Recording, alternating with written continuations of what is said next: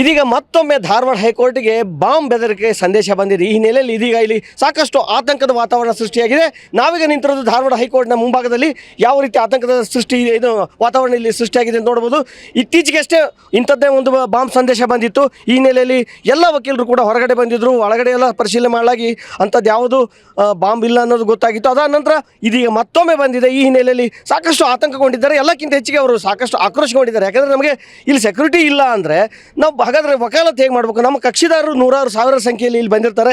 ಯಾರಿಗೂ ಇಲ್ಲಿ ರಕ್ಷಣೆ ಇರಲಿಲ್ಲ ಅಂದರೆ ನಮ್ಮ ಗತಿ ಏನು ಅನ್ನೋದು ವಕೀಲರ ಸಂಘದ ಪ್ರಶ್ನೆ. ಬನ್ನಿ ಈಗ ವಕೀಲರ ಸಂಘದ ಏನು ಹೈಕೋರ್ಟ್ ಇದು ವಕೀಲರಿದ್ದಾರೆ, ಅವರ ಸಂಘದ ಅಧ್ಯಕ್ಷರಂತ ವಿ ಡಿ ಹಿರೇಮಠ ಅವರು ನಮ್ಮ ಜೊತೆಗಿದ್ದಾರೆ. ಸರ್, ಬಿ ಡಿ ಹಿರೇಮಠ ಅವರು, ಈಗ ಮುಖ್ಯವಾಗಿ ಇದು ಎರಡನೇ ಸರ್ ಇತ್ತೀಚೆಗೆ ನಡೆದಲ್ಲಿ ಮತ್ತೆ ಇದೇ ರೀತಿ ಬಂತು ಅಂದರೆ ಮತ್ತು ವಕಾಲತ್ ಹೇಗೆ ಮಾಡ್ಬೇಕು? ಹಾಗಾದ್ರೆ ತಾವು ನೋಡಿ, ಅದಕ್ಕೆ ಹುಟ್ಟಿದ ಮೇಲೆ ಒಂದಿನ ಮನುಷ್ಯ ಸಾಯ್ತಾನೆ. ಆದರೆ ಈ ರೀತಿ ಸಾವು ಬರಬಾರ್ದು ಅಂಥೇಳಿ ಅದಕ್ಕೆ ಎಚ್ಚೆತ್ತುಕೊಳ್ಬೇಕು ಸರ್ಕಾರ. ಹೋದ ತಿಂಗಳ 6ನೇ ತಾರೀಕು ತಮಗೆಲ್ಲ ಗೊತ್ತಿದೆ, ಸರ್ಕಾರಕ್ಕೆ ವಿನಂತಿಯನ್ನು ಮಾಡ್ಕೊಂಡು ಮುಖ್ಯಮಂತ್ರಿಗಳಿಗೆ, ಉಪಮುಖ್ಯಮಂತ್ರಿಗಳಿಗೆ, ಗೃಹ ಸಚಿವರಿಗೆ ಇಲ್ಲಿ ಹೆಚ್ಚಿನ ಭದ್ರತೆಯನ್ನು ಕೊಡಬೇಕು. ಯಾಕಂದರೆ ಜನ ಆತಂಕ ಕೊಟ್ಟಾರೆ. ಇವತ್ತು ಬೆಳಗ್ಗೆ ನೋಡಿ ಕಿತ್ಕೊಂಡು ಓಡೋಡಿ ಬಂದರು.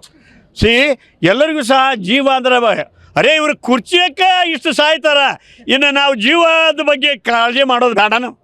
ಅದಕ್ಕೆ ಕೂಡಲೇ ಸರ್ಕಾರ ಎಚ್ಚೆತ್ತುಕೊಳ್ಬೇಕು. ಹೋದ ತಿಂಗಳ 6ನೇ ತಾರೀಕು ಆದಂಥ ಘಟನೆಯ ಮೇಲೆ ಸರ್ಕಾರಕ್ಕೆ ಒತ್ತಾಯವನ್ನು ಮಾಡಿದ್ವಿ. ಇವತ್ತಿನವರೆಗೂ ಇಲ್ಲಿ ಸಿಬ್ಬಂದಿ ಬರಲಿಲ್ಲ, ಏನು ಅಡಿಷನಲ್ ಫೋರ್ಸ್ ಇಲ್ಲಿ ಬರಲಿಲ್ಲ, ಸೆಕ್ಯೂರಿಟಿ ಏನು ಮೇಜರ್ಸ್ ಇವರು ಮಾಡಲಿಲ್ಲ, ಅಥವಾ ಇನ್ವೆಸ್ಟಿಗೇಷನ್ ಆ ಸಂದರ್ಭದಲ್ಲಿ ಏನಾಗಿದೆ ಅಂತ ಸಾರ್ವಜನಿಕರಿಗೆ ಗೊತ್ತಾಗಲಿಲ್ಲ. ಇದು ಸರ್ಕಾರದ ವ್ಯವಸ್ಥೆ. ಈ ಅವ್ಯವಸ್ಥೆಯಲ್ಲಿ ನಾವು ಬದುಕುವಂಥ ಪರಿಸ್ಥಿತಿ ಉತ್ತರ ಕರ್ನಾಟಕದ ಜನರಿಗೆ ಬಂದೈತಿ. ಅದಕ್ಕೆ ಈಗ ಕೂಡಲೇ ಎಚ್ಚೆತ್ತುಕೊಂಡು ಸರ್ಕಾರ ಕೂಡಲೇ ಡಿಜಿಟಲ್ ವ್ಯವಸ್ಥೆ ಆಗಬೇಕಿಲ್ಲ. ಒಂದು ಮನುಷ್ಯ ಒಳಗೆ ಹೋಗ್ಬೇಕಾದ್ರೆ ಏನೋ ಅವ ಏನೇನು ತೆಗೆದುಕೊಂಡು ಹೋಗ್ತಾನ ಅದೆಲ್ಲ ಚೆಕ್ ಆಗಬೇಕು. ವೆಹಿಕಲ್ಲು ಸಹ ಚೆಕ್ ಆಗಬೇಕು ಡಿಜಿಟಲ್ ವ್ಯವಸ್ಥೆಯ ಮುಖಾಂತರ.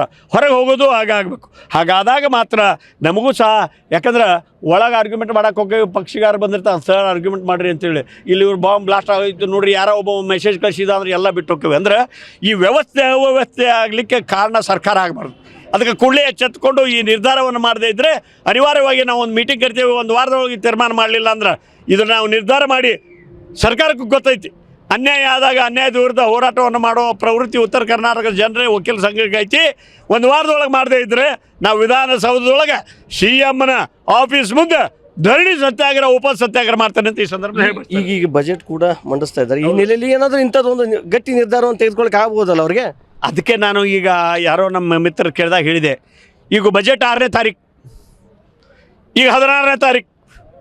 ಈ ಬಜೆಟ್ಟಿನಲ್ಲಿ ಏನು ಕೋರ್ಟ್ಗಳಿವೆ, ಹೈಕೋರ್ಟ್ಗಳು, ಬೇರೆ ಕೋರ್ಟ್ಗಳು ಅಷ್ಟೇ ಅಲ್ಲ, ಸರ್ಕಾರಿ ಕಚೇರಿಗಳಿಗೂ ಸಹ ಒಂದು ವ್ಯವಸ್ಥೆಯನ್ನು ಮಾಡಿರಿ. ಏನಾಗದೈತಿ ಅದು ಜೀವ ರೈತ ಹೆಂಗೆ ಉರುಳು ಹಾಕ್ಯಂಡು ಸತ್ತ ಮೇಲೆ ಅವ್ರು ಬದುಕಿಸೋ ವ್ಯವಸ್ಥೆಯನ್ನು ಉಳಿದರಿಗೆ.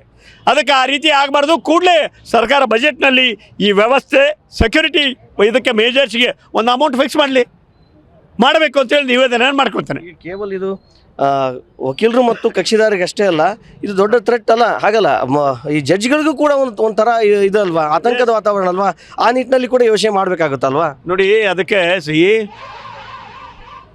ಗೌರವಾನ್ವಿತ ನ್ಯಾಯಾಧೀಶರು ಅನೇಕ ಥ್ರೆಟ್ಗಳು ಸಹ ಅವ್ರಿಗೆ ಬಂದಿರ್ತವೆ. ತಾವು ಪೇಪರ್ನಲ್ಲಿ ಬಂದಿರ್ಬೋದು. ಅವರು ಆ ರೀತಿಯ ಆತಂಕದ ವಾತಾವರಣದಲ್ಲಿ ಕೆಲಸ ಹೆಂಗೆ ಮಾಡ್ಬೇಕು? ಎಂತೆಂಥ ಕ್ರಿಮಿನಲ್ ಕೇಸ್ಗಳು ಅವ್ರ ಮುಂದೆ ಬಂದಿರ್ತವೆ.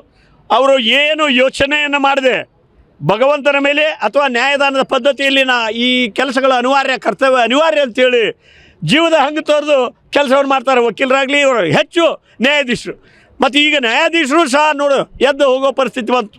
ಯಾಕಂದ್ರೆ ಅವರು ವಕೀಲರು ಕುಂಡ್ರಬೇಕು ಅಂದರೂ ಸಹ ಪೊಲೀಸ್ ಬಿಡೋದಲ್ಲಿ. ಯಾಕಂದ್ರೆ ಅದು ಆ ವ್ಯವಸ್ಥೆಯಲ್ಲಿ ಮಾಡಲೇಬೇಕಾಗ್ತದೆ ಅವರು ವ್ಯವಸ್ಥೆಯನ್ನು.